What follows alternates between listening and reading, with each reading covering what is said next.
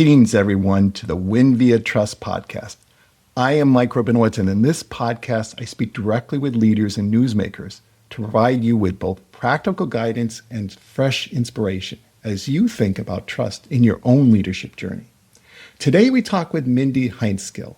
She is currently an independent business advisor focused on the development of growth strategies and go-to-market plans for startups and growth stage companies. Her recent experience includes serving as Chief Marketing Officer at Sondermind, a company that is redesigning behavioral health.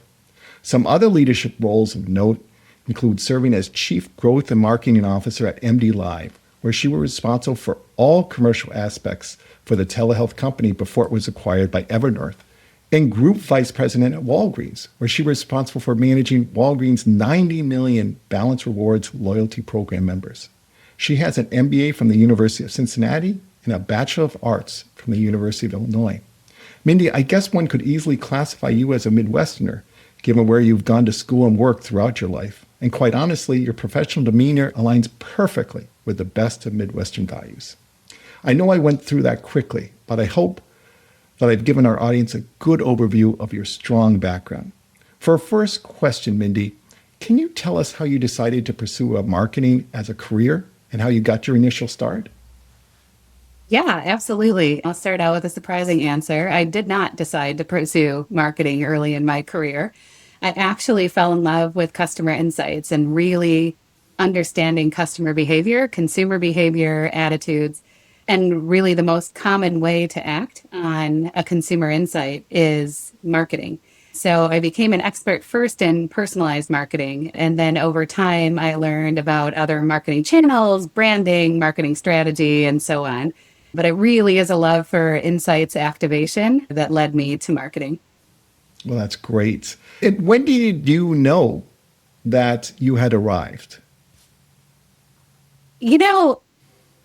Aligned with my Midwestern values, we don't take compliments well. So, at anybody saying that I have arrived, I'm like, I don't know about that.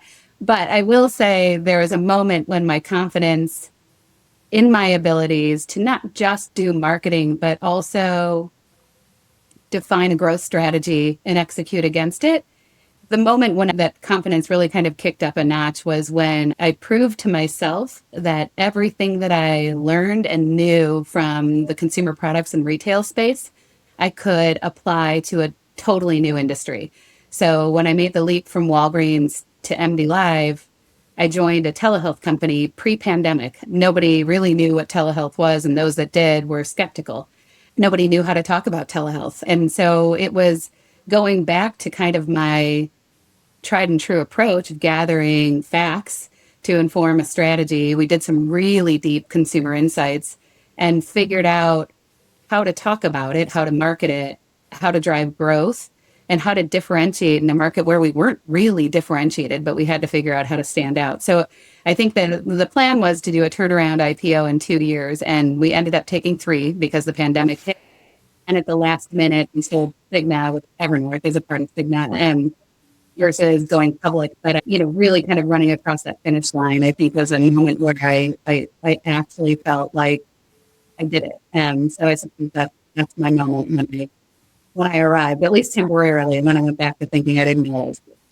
Well, I'll officially tell you, you've arrived many times. Let me pursue that a little more because during the pandemic, telehealth just grew exponentially, and you were right in the middle of that. Can you tell us about, since our focus is around trust, tell us about what trust means to you, and then specifically for a telehealth company, what does trust mean? I think trust is really important in business and in life. I don't know many successful humans that I can't trust. But I think it boils down to kind of 3 things, and there's some overlap among these 3, but I think it's honesty, integrity, and follow through. Especially in a business setting, I think being honest, professionally honest, is important.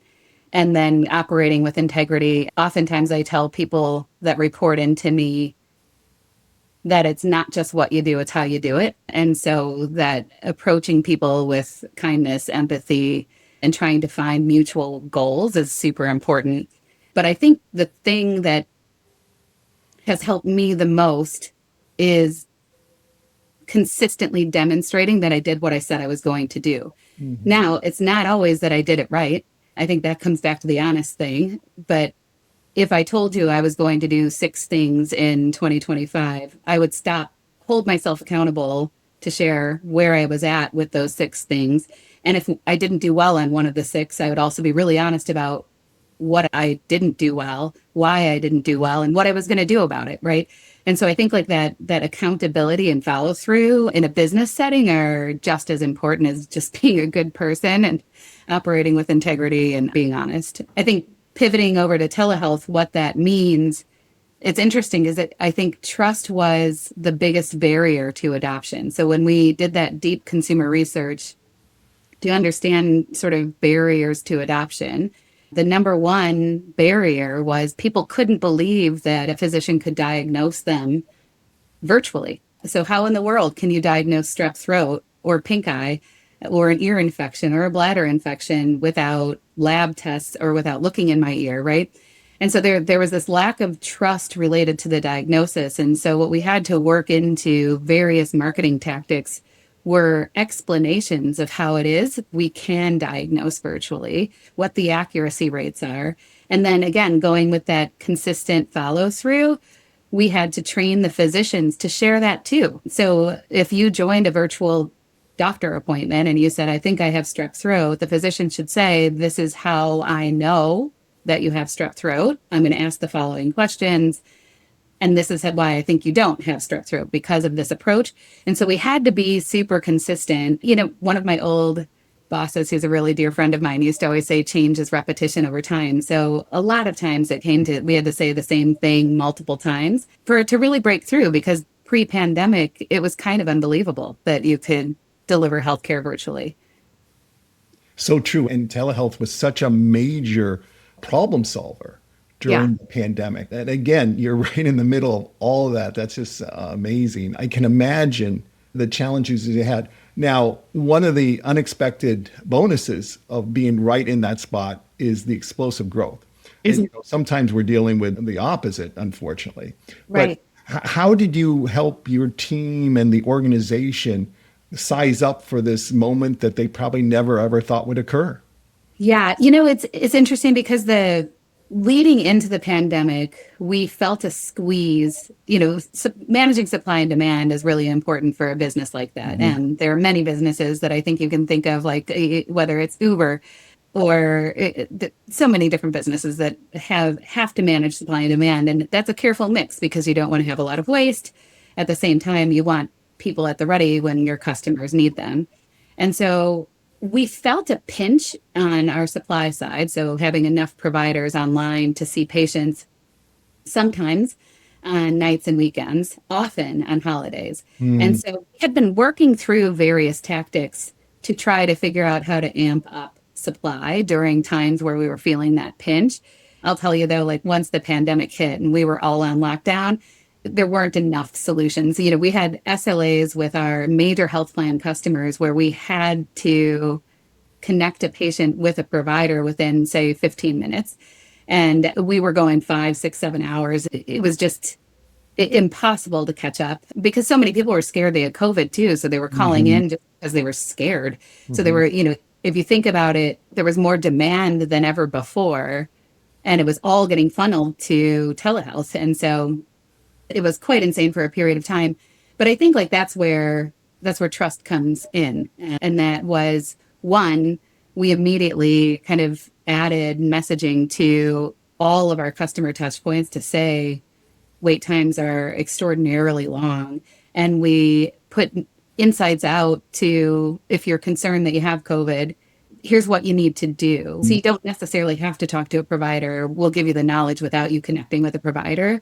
And we worked with our health plans to kind of in an emergency way to say, look, we're doing our best.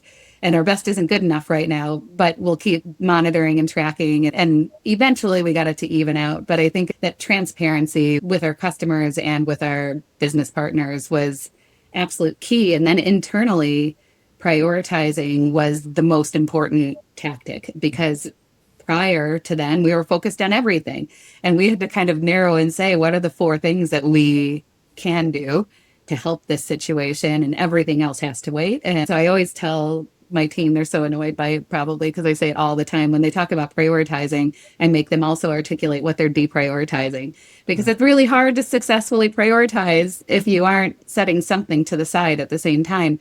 And we really had to do that. I think that's where I learned when the house is on fire, you can't think about saving everything. Well, those are some best practices that you just mentioned, some real pearls. Shifting a little, because we could talk about Yeah. telehealth all day, but shifting a little, when you were at Walgreens, you led one of the country's largest consumer loyalty programs.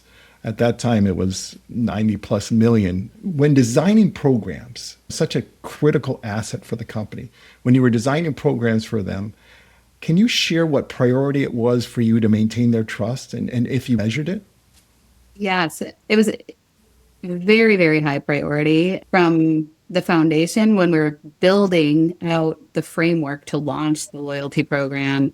That was priority number one from the onset of, the board approved launching the program. And we immediately went into how do you store the data in a way that is secure? How do we use the data in a way that ensures privacy? And how do we get consent in a way that's transparent? I think one of my favorite initiatives at Walgreens was when you sign terms and conditions anywhere, Yes. oftentimes they're filled with legalese. And we all agreed that because this is a customer-led program that's there to make customers more loyal, we needed to practice what we preached. And so we took terms and conditions and we figured out how to move them into consumer-facing language. So no legalese, make it short and sweet, be really clear about what it is we're going to do and what it is we're not going to do with the data that we collect. We were able to use that opportunity to highlight that we were trying to do good to improve the shopping experience at Walgreens. So if I can improve the customer experience with this data, that's what I'm going to do, but I won't do anything to share that data on the open market or publicly.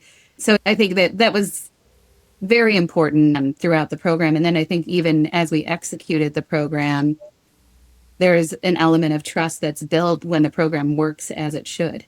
Obviously, we launched it and sometimes it didn't work as it should. And that was the mea culpa emails, which actually get the highest open rate out of any email that we ever sent. When you send an email that says, oops, we messed up, we're sorry, here are some extra points or an offer that those get the highest open rates. But we did own up to it when we didn't get something right. And I think that's super important as well.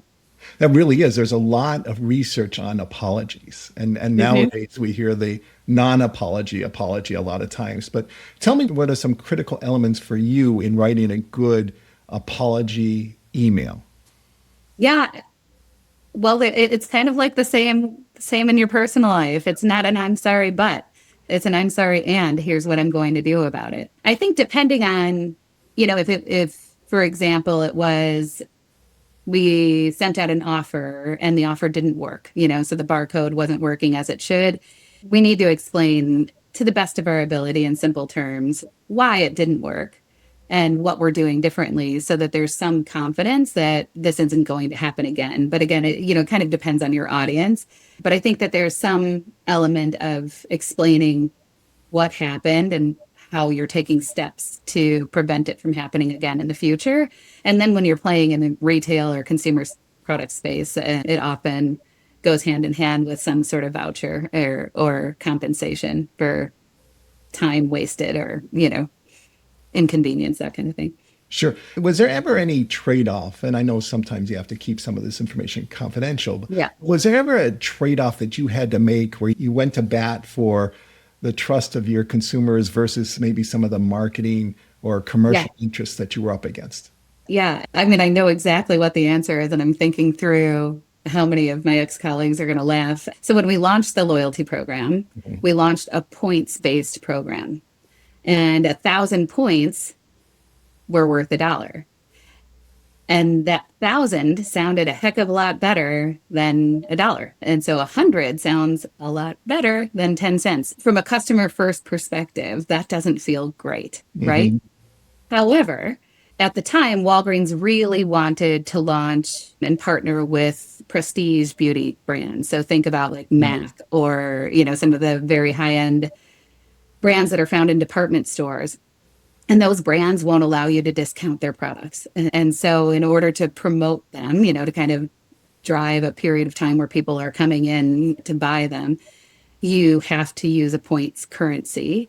And then there are, you look at your competitors, and if your competitors have a currency that sounds more like 1,000 points is worth $1, then I can't punch 100 points is worth $1, right? And Mhm. so I moved into this uncomfortable space because it was the best solution, but I still didn't love the idea that I was talking in a points currency that intuitively wasn't easy to understand. So then you fast forward through the program, we ended up not getting those partnerships with Prestige Beauty, and there was a pivot in strategy. So we started marketing exactly what that 1,000 points meant. So all of our shelf tags had kind of the equal sign because it was pretty hard to unravel completely points. But I think after I left, some of the colleagues that I left behind that were amazing, that took over the program, ended up relaunching and dropping the points, which was the right thing to do all along.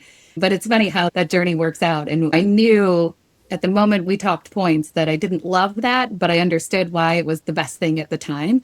So I'm incredibly glad when I walk into a Walgreens now and I don't see points. I know it's the right thing for customers. So I'm glad where it landed. That's great. That's an interesting evolution. Again, being on the early stage of things, you get to have some of those tough conversations and frame Right. the program. So much debate. There was another debate about, in fact, one of my really good friends and I still argue about it to this day. She was on the other side of it. We did not require an email address when you join the loyalty program. And so the digital marketing side of the business was outraged because the value of an email address is incredibly high. And we passed up a major opportunity to gather them.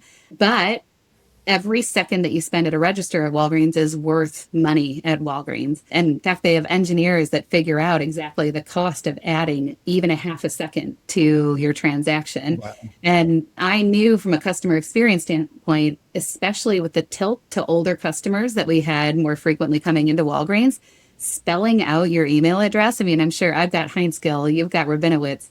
It's hard to do at a register. And imagine the frustration level that would go up. So I still believe that was the right thing to do, to not require it. But one of my good friends, that if she listens to this, she'll know I'm talking about her. She still believes it was the stupidest thing we ever did to not require it. Thanks for sharing that as well. Hey, let's shift a little because you've been a rare in your career where you've worked at huge companies.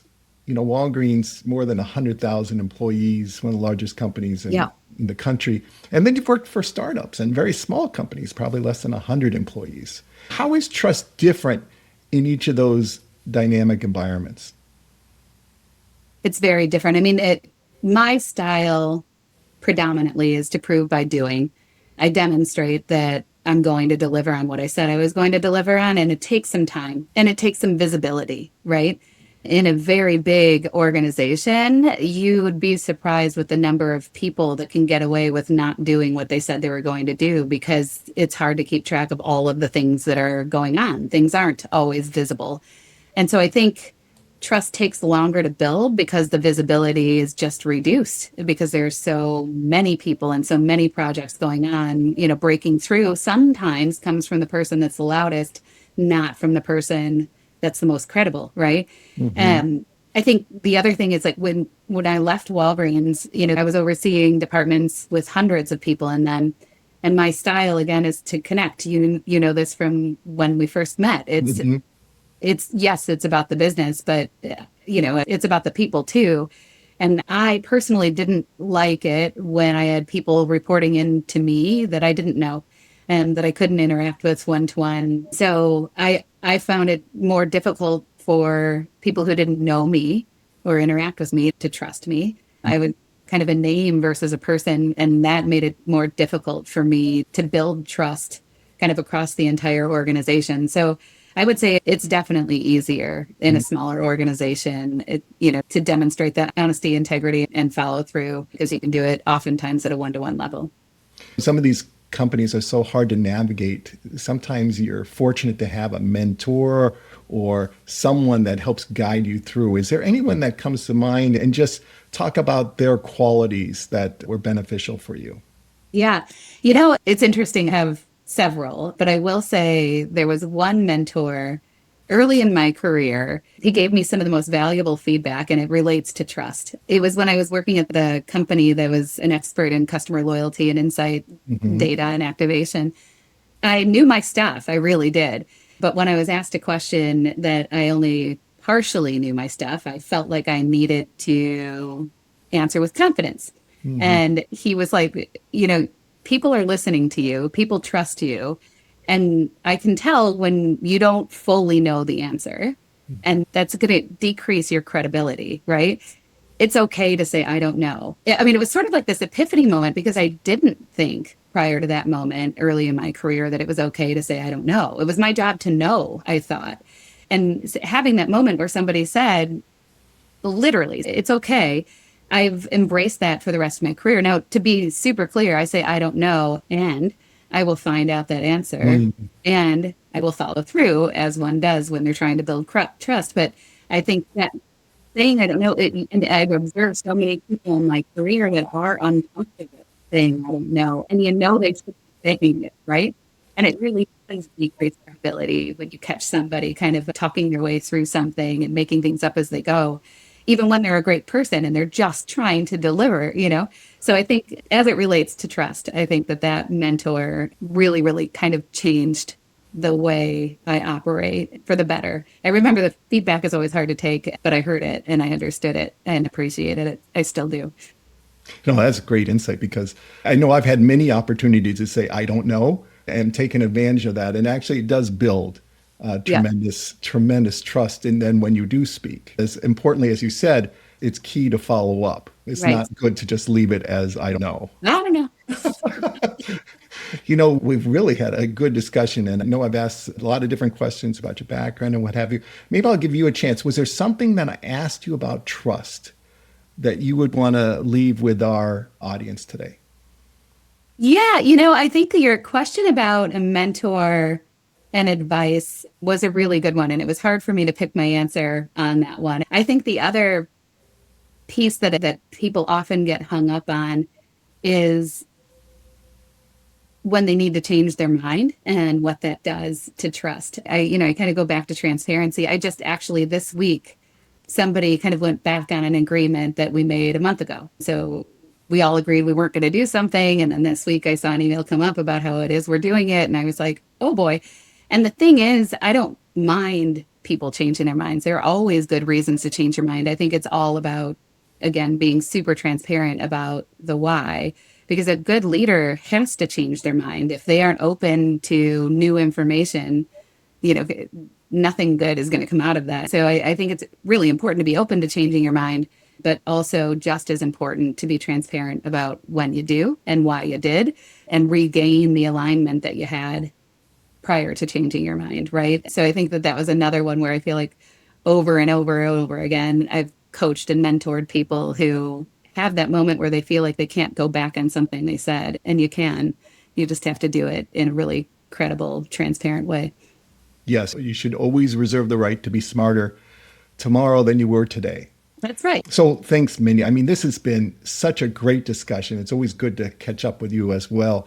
For this, I'll begin closing our podcast. Let me just remind everyone that this has been Michael Rabinowitz on the WinViaTrust podcast. Please remember to subscribe to future podcasts and blogs at winviatrust.com. Thank you so much. Thank you.